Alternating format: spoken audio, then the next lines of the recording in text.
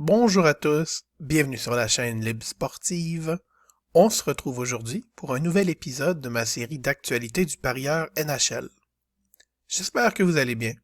Moi de mon côté, j'ai été très occupé dans les dernières semaines avec les paris, mais aussi avec le travail, et donc j'ai eu peu de temps pour vraiment suivre certains détails de l'actualité. Ça m'a fait du bien de pouvoir me replonger là-dedans pour pouvoir vous livrer mes pensées.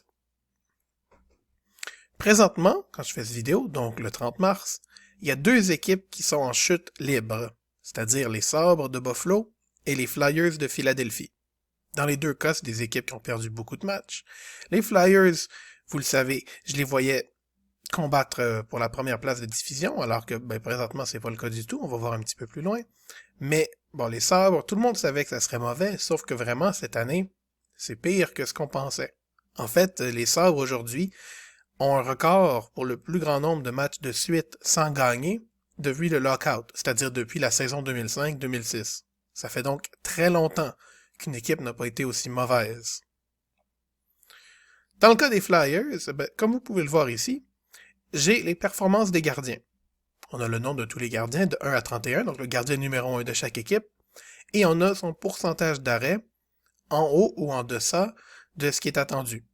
C'est-à-dire que si un lancer doit être un but une fois sur 5, parce que c'est un lancer dangereux, est-ce que le gardien l'arrête plus souvent ou moins souvent qu'attendu?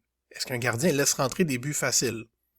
Et on sait qu'au hockey, souvent les équipes vont accorder 27, 28, 30, même presque 40 dans certains cas lancés par match. La performance d'un gardien peut faire une grosse différence très très rapidement. Si on regarde en bas à droite, le pire gardien cette année, c'est Carter Hart, c'est-à-dire le gardien numéro 1 de Philadelphie. Et bon, les remplaçants, les auxiliaires n'ont pas été bons non plus. Philadelphie perd parce que leur gardien est mauvais. C'est pas une équipe qui est très très bonne en attaque de toute façon. Alors si le gardien accorde un ou deux mauvais buts, bon, d'habitude c'est assez pour perdre le match. Et comme leur gardien est le pire de la ligue présentement, eh bien, les résultats sont pas très très bons. Si on regarde, comme attendu, Vasilevski est le meilleur, suivi de Fleury, Hellebuck, Demko. C'est quand même 3-4 noms qu'on s'attendait à voir assez élevés. La surprise au niveau des gardiens, ça serait Lankinen pour Chicago et aussi l'auxiliaire de la Floride qui joue de plus en plus maintenant que Bobrovsky. On peut le voir en bas à droite et 28e, c'est pas un très bon gardien cette saison. Dans tous les cas, ce qui est important de se rappeler, c'est que comme j'en avais mentionné au début dans les premières vidéos, la saison est écourtée. Ce qui veut dire qu'un gardien qui traverse une mauvaise séquence pendant 5, 10, 15 matchs, dans une saison normale, ça paraît pas tellement. Alors que cette saison, étant donné que les équipes jouent moins, c'est évident. Dès qu'un gardien joue mal, qu'on échappe un match ou deux, on joue contre des rivaux de division à chaque match, ça paraît, et puis on n'a pas vraiment la chance de faire des erreurs et que ça passe inaperçu. Voici les classements. On va commencer par le classement de la division centrale. Alors, les deux équipes qui se démarquent vraiment vont être Tampa et Caroline, mais ils sont suivis de très près par la Floride. La Floride, malheureusement, ont subi des blessures dernièrement. Barkov ne joue pas ces jours-ci, et puis Ekblad est sorti pour le reste de la saison. Ça va paraître. Ils devraient quand même continuer à combattre pour la deuxième place, troisième place. Ils vont faire les séries. Je m'attendais pas à ce que la Floride soit aussi performante. C'est quand même une belle surprise. C'est intéressant de voir une équipe qui finalement va peut-être gagner une série. Mais après ça, c'est pas très très bon. Nashville commence à gagner certains matchs dernièrement, mais Nashville a quand même beaucoup de difficultés. Les gardiens sont mauvais. Chicago, il manque Taze, on a de difficultés. Et puis après, plus bas, Columbus, Dallas, Détroit, c'est mauvais. On performe mal cette année, ça va être à oublier. Tampa et Caroline, c'est une lutte qui est très serrée. Tampa a une meilleure équipe. Caroline, comme la saison est écourtée, peuvent en effet gagner la division. Mais Tampa, il faut se rappeler que Kucherov est toujours blessé. Alors que Nikita Kucherov, on sait l'avant russe, est un des meilleurs, un des top 5 marqueurs de la ligue, et qu'il ne joue pas cette année. Il ne joue pas, ça leur permet de presque tricher avec le plafond salarial, mais ça crée une situation où il va pouvoir revenir pour les séries éliminatoires, et donc que Tampa finisse premier, deuxième, c'est pas important. Ils vont avoir un joueur excellent qui arrive en série éliminatoire, qui est frais, qui va être prêt à faire la différence.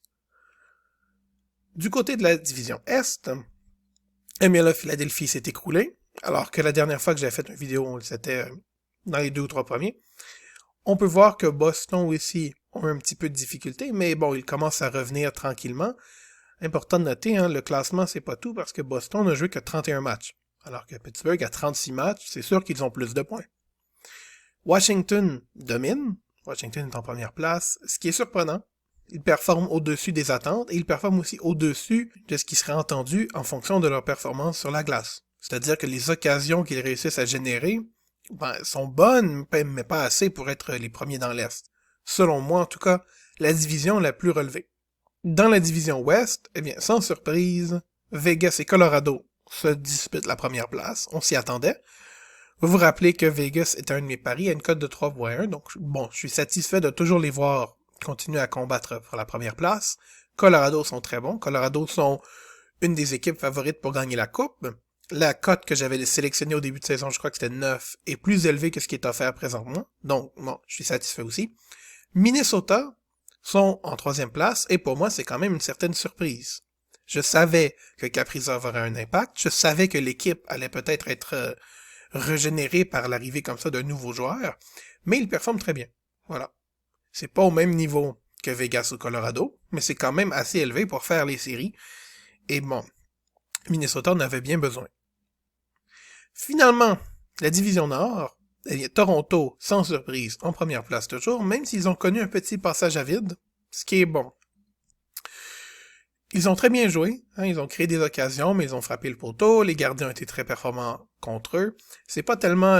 bon, j'ai jamais eu peur qu'ils se fassent dépasser. On va voir comment ils réagissent dans les prochains matchs, mais tout de même, Toronto domine la division Nord et ils devraient, sans surprise, être capables de la gagner. Winnipeg et Edmonton sont juste derrière, des équipes qui jouent pas si mal. Edmonton, leur gardien a réussi quand même à relever son jeu un peu, ce qui fait que ils performent pas si mal certains soirs, mais ils ont quand même beaucoup de difficultés à être constants.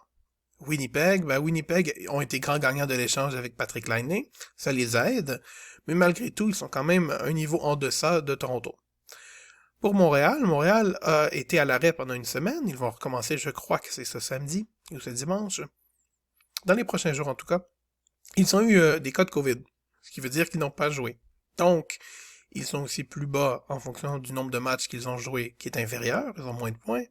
Mais malgré tout, Montréal traverse aussi un passage à vide. Ils ont de difficultés à marquer des buts, perdu plusieurs matchs qu'ils auraient dû gagner, et c'est important aussi, Montréal a perdu beaucoup de matchs en prolongation. Vous pouvez voir, prolongation au tir de barrage, Montréal a perdu 9 fois. Alors que les autres équipes, le deuxième plus près, c'est Ottawa avec 4. Ce qui veut dire que si Montréal n'avait perdu que, 5 matchs, seulement 5 matchs, ce qui serait quand même le plus élevé de la division, ça leur rajouterait quand même 4 points d'avoir gagné ces matchs-là, et ça enlèverait 4 points à leurs rivaux. Donc, encore une fois, une petite saison, c'est un petit échantillon, c'est peu de matchs, et donc, un petit passage à vide ou manquer de finition à certains endroits peut avoir un gros impact sur le classement. En terminant, je vous dis de surveiller les échanges, parce que dans moins de 2 semaines, c'est la date limite des transactions, le 12 avril, et d'ici là, il risque d'y avoir certaines équipes qui vont faire le choix d'être des vendeurs ou des acheteurs. Cette année, avec les restrictions au Canada, un joueur qui est échangé d'une équipe américaine qui arrive au Canada va devoir s'isoler pendant 2 semaines, ou je crois que ça a été réduit à 1 semaine même, mais quand même. Il y a une certaine période d'isolation avant qu'il puisse jouer, ce qui va encourager certaines équipes canadiennes, si jamais elles décident de faire des échanges, de le faire maintenant, de le faire tôt. On peut le voir avec Montréal, qui est allé chercher Eric Staal de Buffalo. On va voir maintenant peut-être que Taylor Hall va changer d'adresse à Buffalo. C'est à surveiller. Il y a certaines équipes qui risquent de vouloir ajouter des joueurs de profondeur, parce qu'il n'y a pas tellement de joueurs vedettes qui vont être disponibles cette année. Hall est peut-être le meilleur exemple, mais Hall a une très très mauvaise saison. Donc on s'attend pas à ce qu'il ait une énorme valeur, mais franchement, je crois qu'il va changer d'adresse. D'ici là, surveillez quand même les échanges, parce que souvent, il va y avoir une réaction des gens, une réaction des parieurs, qui va être disproportionnée. On va ajouter un joueur qui est bon, mais un joueur qui arrive dans une nouvelle équipe, qui arrive avec des partenaires de trio qu'il ne connaît pas, avec qui il n'a jamais joué, qui n'a pas encore je sais pas, de chimie avec eux, qui a de la difficulté peut-être à retrouver ses repères pour les premiers matchs, ben ça se peut que la cote soit plus élevée pour l'adversaire, alors qu'en fait, elle ne devrait pas être si élevée, parce que le joueur a un impact, mais son impact va être surestimé.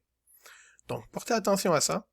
Ça va être, il risque d'avoir certaines occasions de parier avec des choses intéressantes, mais aussi pour des paris long terme, une équipe qui est prête à aller chercher un joueur, pas nécessairement un joueur de concession, un joueur qui va changer leur façon de jouer, mais qui peut aller chercher un joueur de qualité, c'est sûr que ça va aider leur chance de gagner le championnat ou au moins de gagner leur division. Alors, j'espère que vous allez bien, j'espère que ça vous a aidé peut-être à vous donner certaines pistes pour les paris sur la NHL. La saison est bientôt terminée, déjà. On va arriver bientôt aux séries, et ça c'est toujours intéressant, c'est toujours beaucoup d'action, j'ai hâte, et j'espère pouvoir vous proposer plus d'analyses d'ici là. Allez, on se dit à bientôt, et bonne chance dans vos paris.